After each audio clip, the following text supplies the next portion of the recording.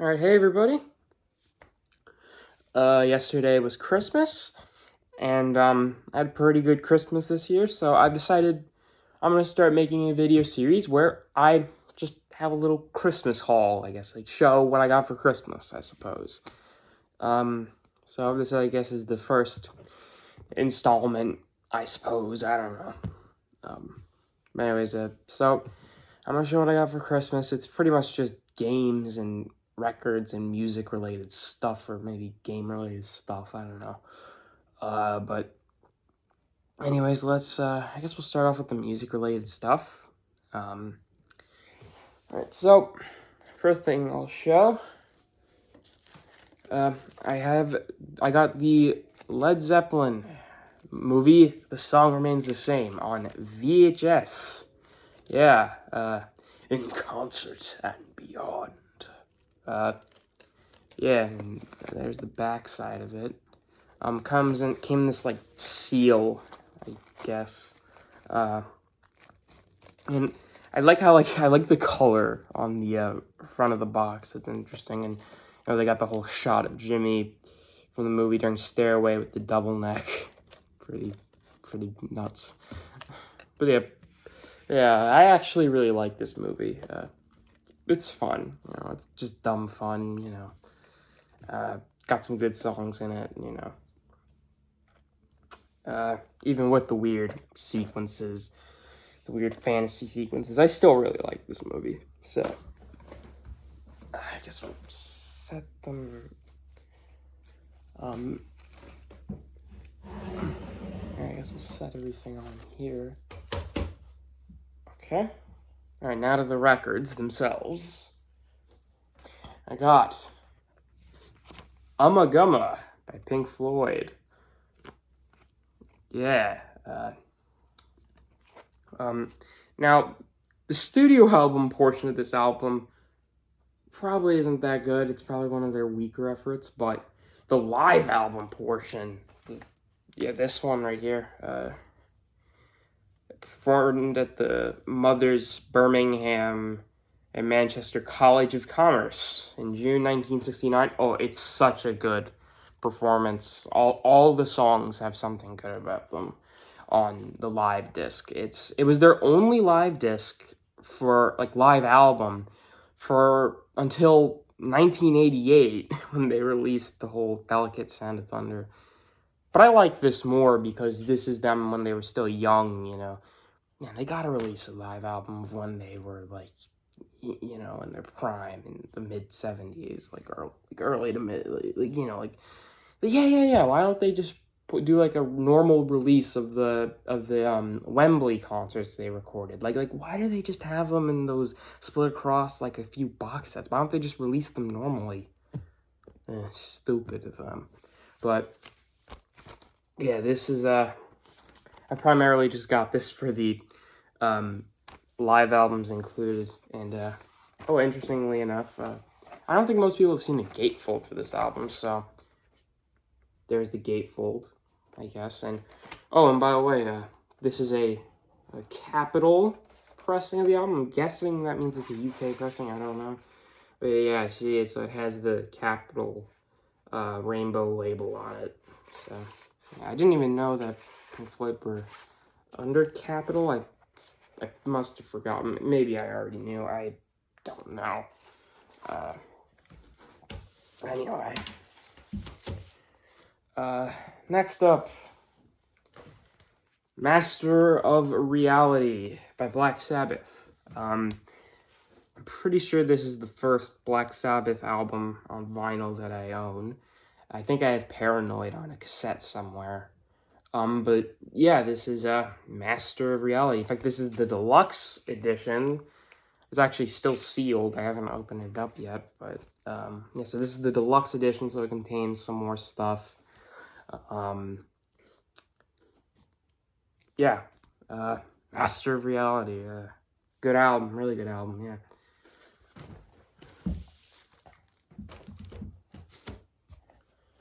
Yeah. Next up, Adam Hart, Mother. Yes, the one with the cow's ass on the cover. Yeah.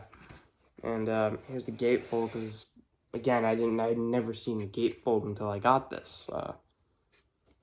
Yeah, pretty interesting. Yeah, I actually really like this album. I think it's pretty underrated in their catalog. In my opinion, it's their first really good studio album. Like overall, like this is their first one that's mostly really good. Like, like you got like the title track is really cool. I like all the spacey stuff going on with it, and like the sort of like funky guitar solo, and then you got Fat Old Son, which is sort of like a precursor to Comfortably Numb. It's got a lot of good stuff on there, I'll tell you that. If you never listened to it before, it's got some hits. It's got some good stuff on there. Definitely not a perfect album. Like, I'm not that big a fan of Summer 68, to be honest, and Alan's Psychedelic Breakfast, ooh, boy. Well, some of it's okay. Like, some of the instruments parts on it are good, decent, but it's mostly just, oh, can you pass the marmalade? Can you pass the Oh, I like marmalade. Yeah, that's what most of it is. But anyway, yeah, still overall, this is a fun album. I really enjoy it. Feels very long, though, I'll tell you that. It definitely feels like a very long album to listen to.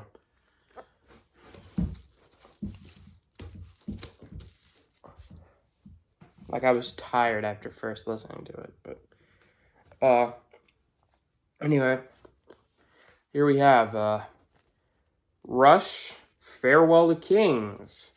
This is probably one of their best albums. This is the one with Xanadu. Yeah, and this is another case where I had never seen the gatefold before. So, there you go. It's got a photo of the band. Is there a booklet in here? Oh. Why did I think there was a booklet there? Oh yeah, I didn't look at the record sleeve. Oh, it's got the 2112 Man on it. That's actually kind of cool. And there you got the band playing in a concert. Yeah, pretty cool. I actually want to see what the record looks like. See if it's got any cool stuff on it. Oh no, it's just the same label with the building on it.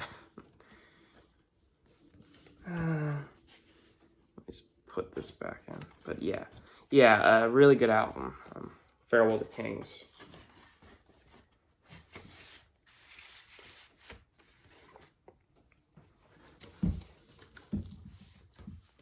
And the packaging was actually a lot cooler than I thought it would be. So, yeah. Okay, over here we have Stand Up by Jethro Tull. This is a really, really good album. This is the second Jethro Tull album. And it's definitely one of their more popular albums as well. Has has We Used to Know on it, which is the song that sounds like Hotel California. It has A New Day Yesterday, Nothing Is Easy. For those of you who don't know what the back of it looks like, that's what it looks like. And of course, you gotta have the pop-up. Yeah, look at them bastards.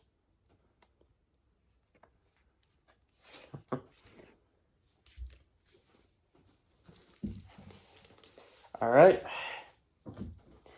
Next up, we have Living in the Past by Jethro Tull. This is sort of like their rarities compilation. It's sort of made up of both like singles and some album tracks as well. Like, you got Song for Jeffrey on here. You have the whole Life is a Long Song EP. Interestingly, you got Locomotive Breath on here. But it also has, like, the non-album singles, like, of course, Living in the Past, Driving Song. I actually really like Driving Song.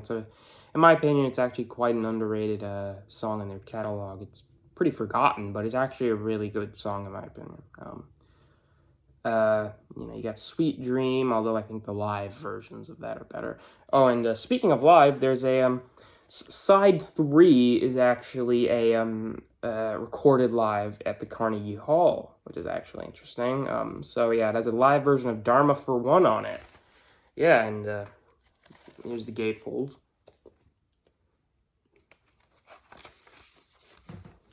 All right, now we have a 3 heavy hitter, 3 Doors albums. Waiting for the Sun, which doesn't have Waiting for the Sun on it, interestingly, as some of you may know. I always thought that was sort of funny that they didn't put the song on there, but no, well, they didn't even record it for the album. I think they just composed it and they kept the name for the album. So yeah, Waiting for the Sun, and they already know what the gatefold for this one looks like, and I have it in here. And you know, this is one of those records that came packed like this, where they put the record itself separate from the sleeve. I don't know why they just sometimes do that. Not sure if I'm supposed to be doing that with my records or not. I mean, again, not all of them are sealed. Not all of my records are sealed, so,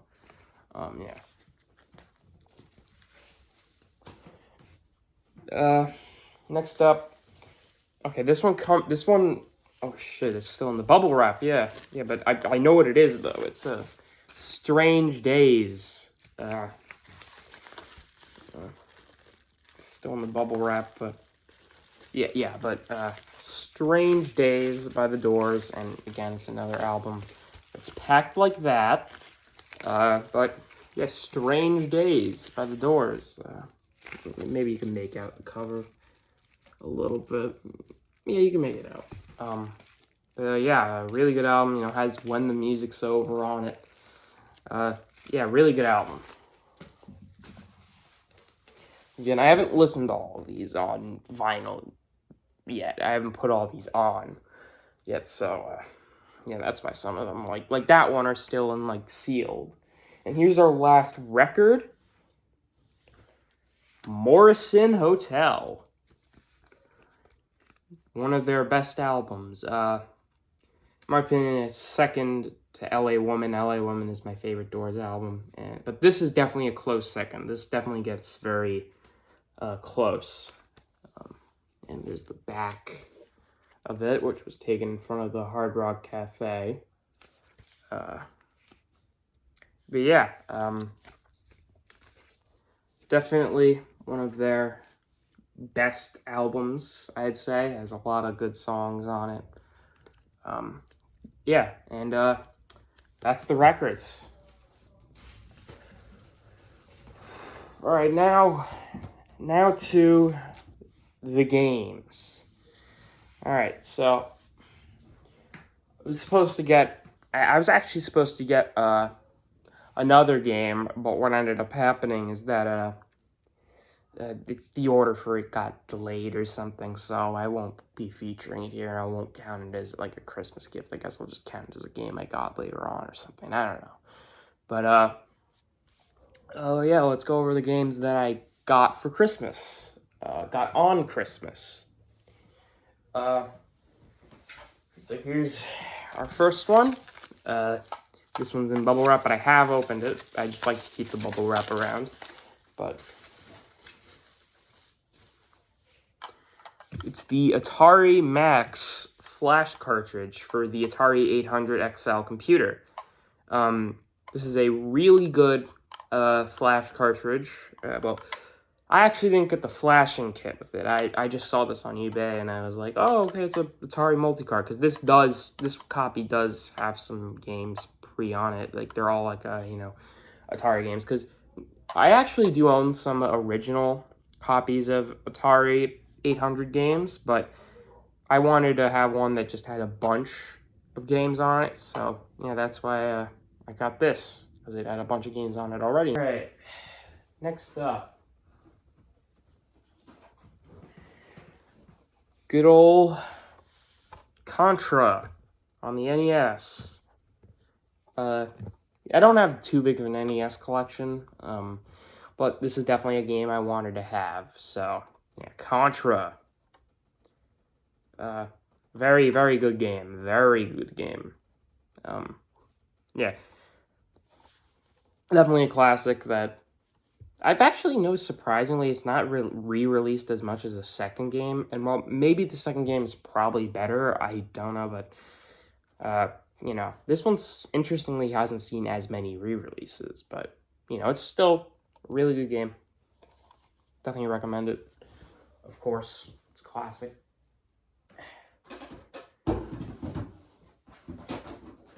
Alright. Here we have one of only two modern, technically modern games I got this Christmas. Capcom Fighting Collection on the Nintendo Switch. This is the new compilation that has all those games on it. So it's got like Vampire Savior. This is the first time that the Darkstalkers games have been re-released in a long time. And actually it does give some hope that there may be a new Darkstalkers game. Even though I said there's probably no hope in the video I made about the game, that Vampire Savior. But, this, I guess, does offer some hope. I don't know. But, yeah, it's got some good shit on it. Yeah. And, the other quote-unquote modern game I got, wow, I did a quote after I said quote-unquote, that's redundant, redundantly redundant, is Atari 50. This is that really, popular, Atari compilation that came out recently, because I heard a lot of people talking about it, and then I looked it up, and I'm like, oh, wow, that's actually pretty cool, all the stuff it has in it. So, yeah, this is, that new Atari compilation, probably got some really good stuff on it. Can't wait to check it out a bit more. Or actually check it out. I didn't open it yet. Okay. So many games, so little time. Now here's one that was packaged a little oddly. This is Outrun on Sega Saturn. Could you tell? Probably not. This is how it came, by the way. Who would drop the card? Yeah, one of those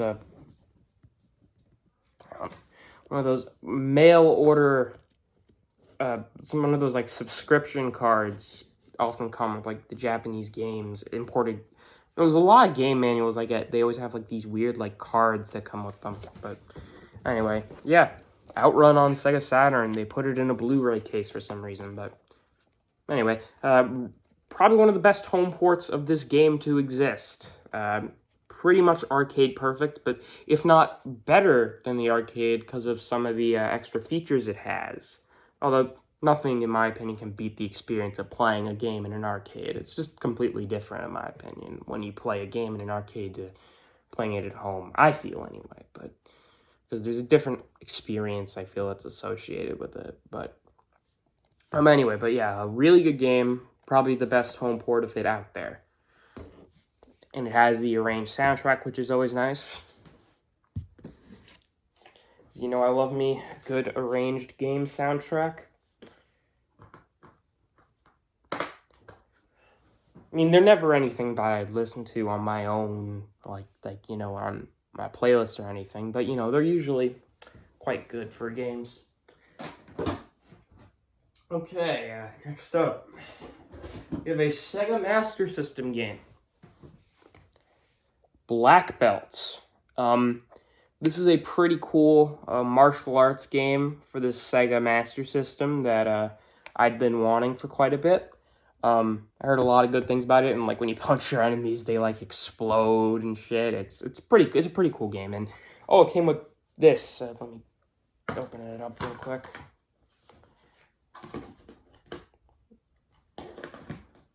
I want to show you this.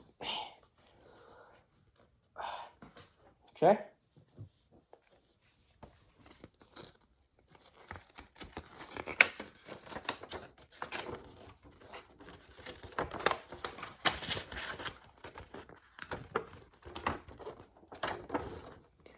It came with a poster.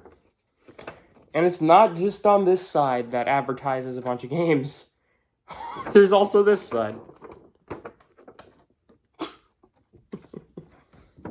Yeah, look at Wonder Boy over there. At least I think that's Wonder Boy. Fucking look at that. Who thought this looked okay? How did they think this looked normal? They probably didn't have very good artists on the job. Oh, look at the kid's stubby hands.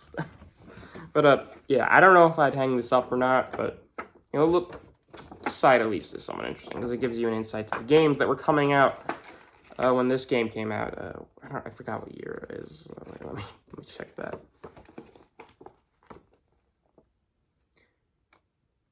1987, I think it says, yeah. Okay. Yeah, 1987 had a lot of stuff come out in the gaming world.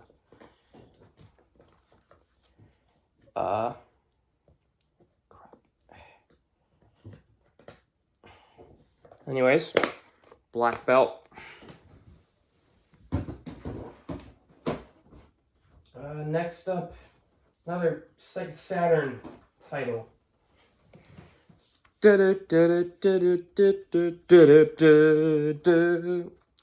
Marvel Superheroes on the Sega Saturn.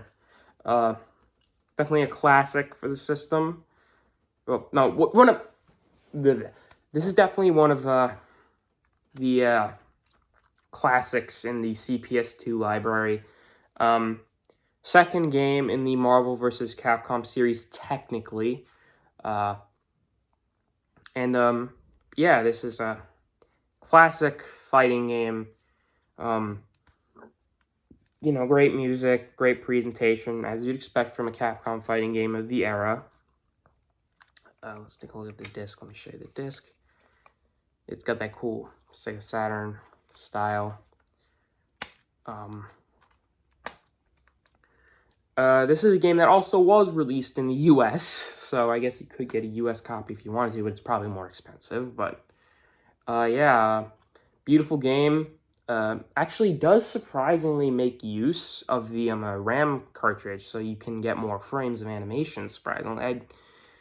I didn't know that until I saw some videos on it a while back. So that's actually kind of interesting that they decided to you know, do that, even though this is a game that didn't really need it. And you can play it without the RAM cartridge and it'll work just fine, but you know, it adds extra animation.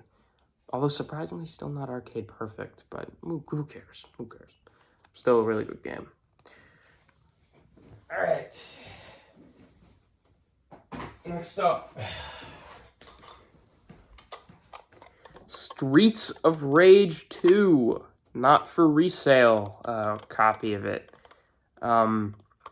Yes, of course, this is a classic on the Sega Genesis, one of the all-time great beat-em-ups.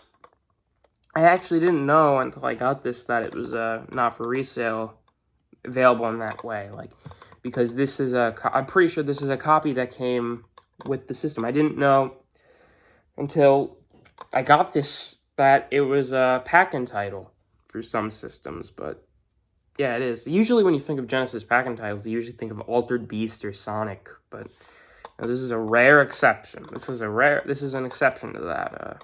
Yeah. Must have came in some special box set, but yeah, Streets of Rage 2. Alright. Last two games. Okay, you'd never be able to tell what this is. But this is how it came shipped to me. It's Street Fighter Alpha on the Sega Saturn. It's the first Street Fighter Alpha, so yeah. I only knew what it was because I peered through at the top inside. Maybe you could see that. It says Street Fighter Alpha on it. I'll open it later. But yeah, Street Fighter Alpha on the Sega Saturn. Now I own a physical copy of I own a physical copy of all three Alpha games now, which is pretty cool. I actually don't own the Saturn version of Alpha 3. I have the Dreamcast version. Maybe I'll get the Saturn version one day. I don't know. Even though it's crazy expensive, so I don't know about that. Although I do buy backups. I have bought some backups, and I have Pseudo Saturn on my Saturn. But, yeah, maybe I'll get a back of it. I don't know. But, yeah. Street Fighter Alpha 1, Sega Saturn. And last game, and this is an interesting one. Yeah, I was mentioning backups. Well, this is a rare game, but it's definitely an interesting choice, I bet some of you will think. This game has been a guilty pleasure of mine for years, and now I finally own it. Batman Forever, the arcade game on Sega Saturn. I have been wanting this game since I was a little kid. I have a whole fucking story with this game. Oh my god, okay. So, when I was a little kid, I saw videos of this game online. And I thought it looked, oh my god, that's so cool. And, I saw, reviewers talking about it. Maybe they lambasted it a bit. Maybe they just played the game. I don't know. Maybe they didn't really have too many thoughts about it. But all I knew was that I wanted to fucking play it. It looked so good. I was a huge Batman fan growing up. I still like Batman quite a bit, actually. Yeah.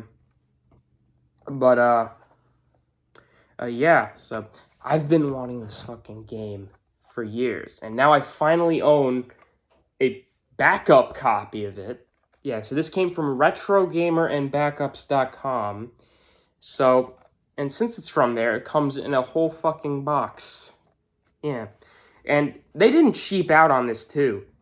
I mean, it came with fucking two discs. Apparently this other one has some sort of patch onto it or something. Yeah, this one in here has like some sort of patch, whereas this other one in here actually didn't work when I tried it, but this one apparently has some sort of patch on it, and it did work, but anyway, they pulled out all the fucking stops, like look, I think they have, like, the full fucking manual in here. I actually didn't take this out. I think they have, like, the whole fucking manual in here. Come on out. Come on. So it's a pain to get these manuals out.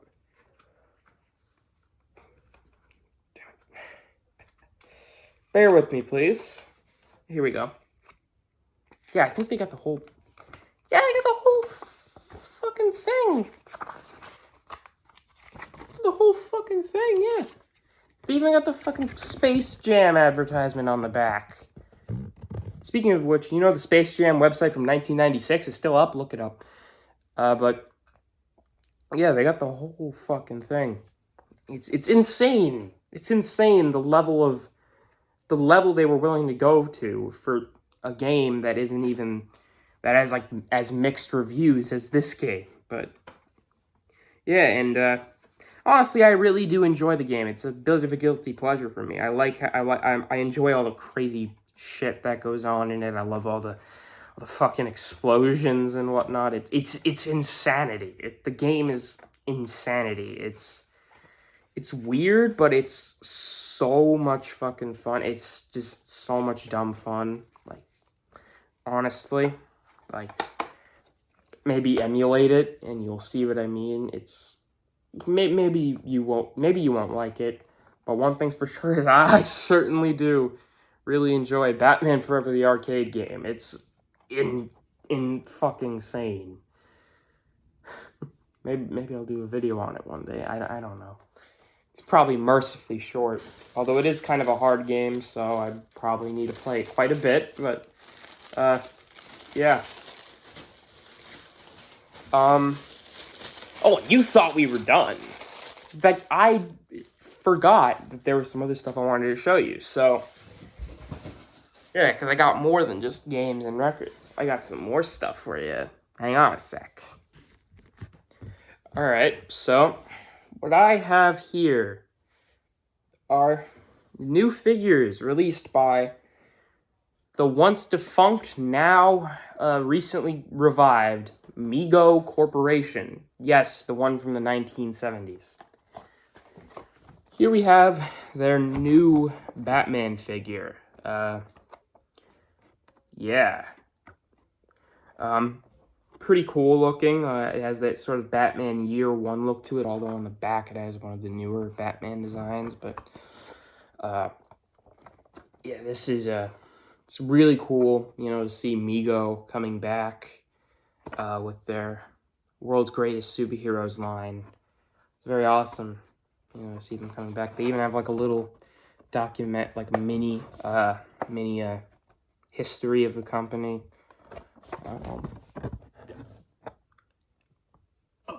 Okay, you could pause that if you want to read it, but yeah, it's really cool to see them come back. A company who I used to love in my childhood, and not only have they made brand new figures, but they re-released their classic figures from the 70s, such as the original World's Greatest Superheroes Batman figure. Yes, this is the classic World's Greatest Superheroes Mego Batman figure. Yeah, it even has like the old image on it, and even has the back image with Batman on the bat rope, swinging by with the logo. It's not an exact replica because they can't put the Marvel characters they had for the line because I don't think they have the license for them at the current moment. But yeah, 50th anniversary, Mego, Batman. Really cool to see them come back and bring back all their awesome figures from the 70s. I don't intend to take these out of the box because these are just really cool collector's pieces in my opinion, and yeah, they're just awesome. Yeah. So, there's two other things I have downstairs. I'll just show some photos of them. There are two Led Zeppelin posters. One of them has some photos has a photo from 73. The other one is like a mixture of photos from 77 and 72. I'll probably show some photos of them right here, but yeah, so I got those. They're still wrapped up, so I can't bring them up and take them out at the current moment, but because I need to get them, in a good position, gotta hang them and whatnot, but for now, yeah, those are the posters I got, if I show them on screen, but yeah, that was my Christmas haul. That was all the things I got for Christmas this year. I hope you enjoyed this video. Maybe it bored you, maybe it didn't, I don't know. But whatever the case was, I hope you all had a Merry Christmas, and I hope you guys have a Happy New Year. 2022 was sort of a mixed bag as a year. On one hand, there was some of the good luck I had last year, because last year was actually a pretty good year for me, surprisingly. Did carry on into this year, but, there was some other stuff that, sort of got on my nerves and whatnot, and overall it wasn't perfect, but, what can you do? It was all right, So, yeah. Happy New Year's, everybody. Hopefully I'll be back with another video soon. Maybe reviewing one of these things. Maybe, I don't know. Whatever's next for me. Anyway, take care, everybody. My name is Nick. Enjoy your life.